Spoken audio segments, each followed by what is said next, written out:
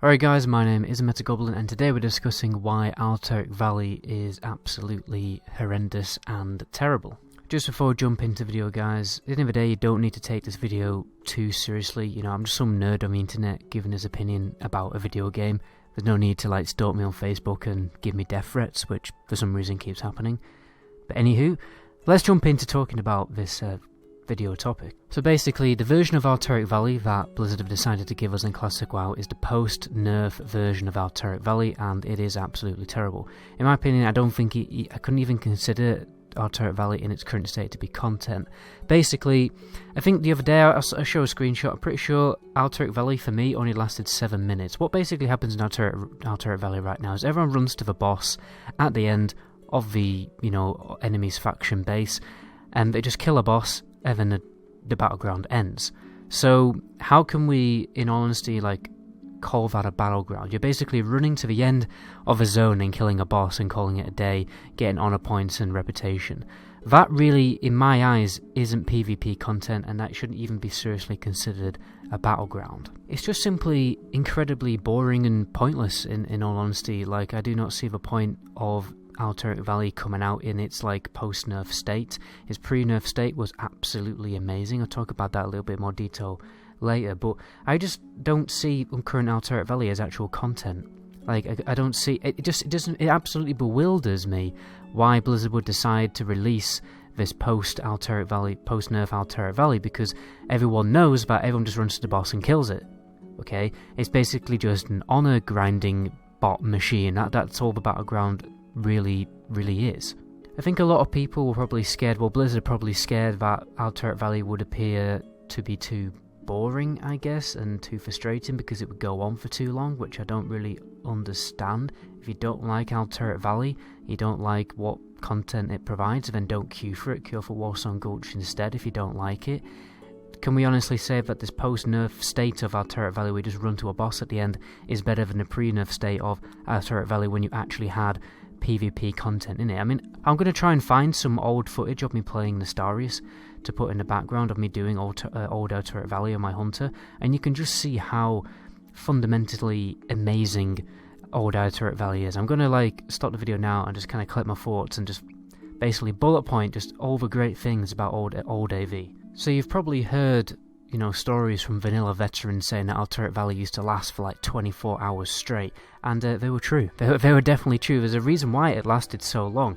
And basically, in its pre-nerf state, there was a lot of mines around the map which would stop you from taking shortcuts in the whole battleground, which would restrict you to only running on the roads. If you could only run on the roads, that meant that you would kind of inevitably end up in a fight with the enemy faction. What would happen is each enemy raid, well, each side's raid, the Alliance raid and the Horde raid, would kind of gather, sometimes in the middle, but it kind of varied.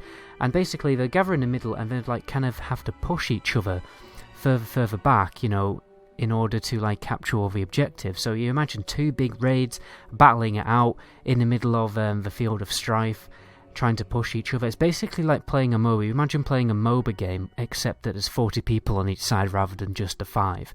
It was absolutely amazing. In all honesty, I think it's one of the best simulations of a realistic, like, war environment, if you know what I mean. Fair enough, it isn't realistic because there's magic and all that kind of stuff going around, but it really did feel like you're in a massive battle, which isn't an aesthetic that I did really enjoy. And basically, you've got to push the enemy. You've got to keep pushing the enemy army back, and if you push them far enough, you would obviously push them to the towers or the bunkers where you can actually capture the bunkers. The bunkers are always defended by like mini bosses as well, so they need a little mini team to actually defeat the bosses, because the bosses are actually quite hard. You needed tanks, you needed healers. It was a combination of PvE and PvP content, which I really did thoroughly enjoy. It's the reason why I really like Warfronts on retail, but the only issue with Warfronts on retail is that they're not PvP. That's what really lets Warfronts down. But anyway, you're always constantly pushing the enemy army, and obviously you push them with your army, and you kind of have to win that massive raid fight. But there's other like little things that you could do to push, the battle in a different way.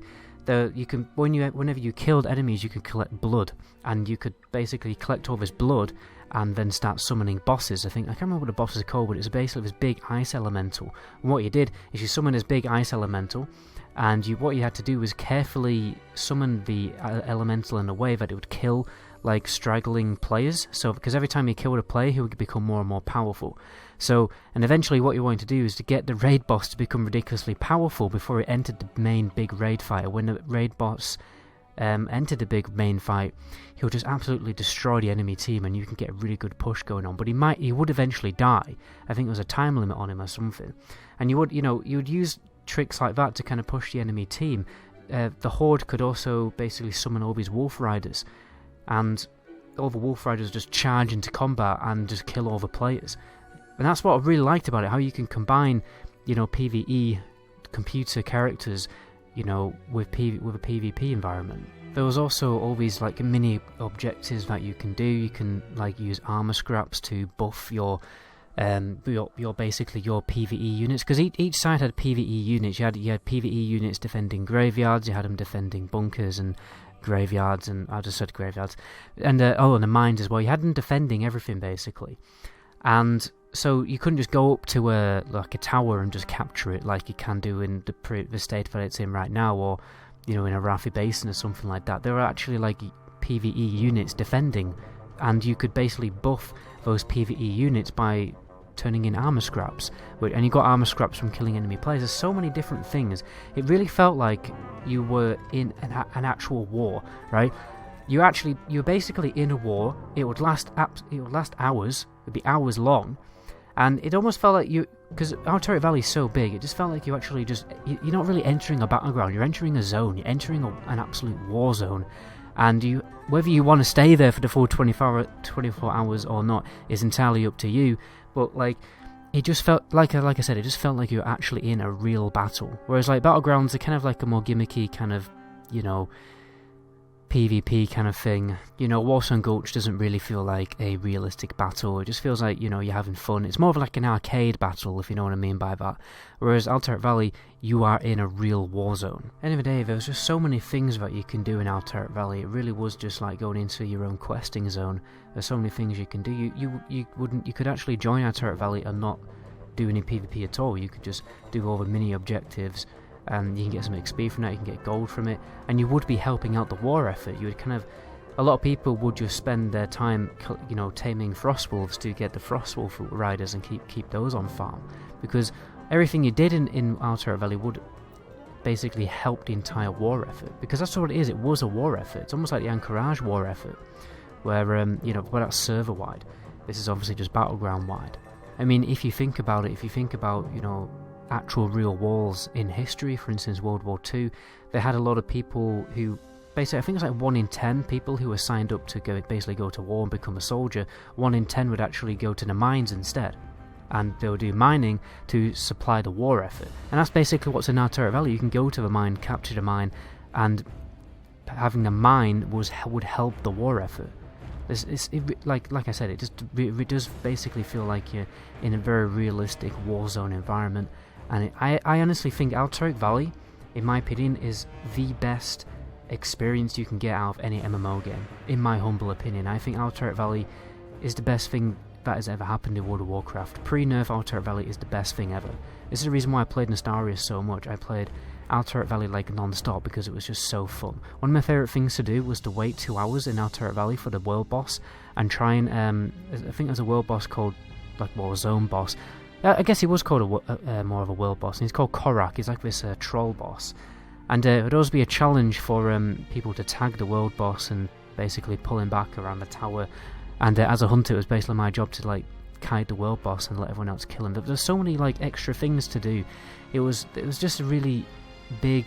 It's just a lot of extensive content in Alterac Valley that we are basically not seeing because we're playing Alterac Valley in its post-nerf state, where it's just absolute. Can't swear on my channel, but I would swear quite a lot because it just absolutely bewilders me why Blizzard will want to release Alterac Valley in its post-nerf state, where it's just boring. It's just nothing. That's what it is. It's just nothing. It's not even worth talking about. There's so little to talk about the new Alterac Valley that it's just actually not worth talking about. You can even get better Alterac Valley experiences probably on retail or something, to be honest.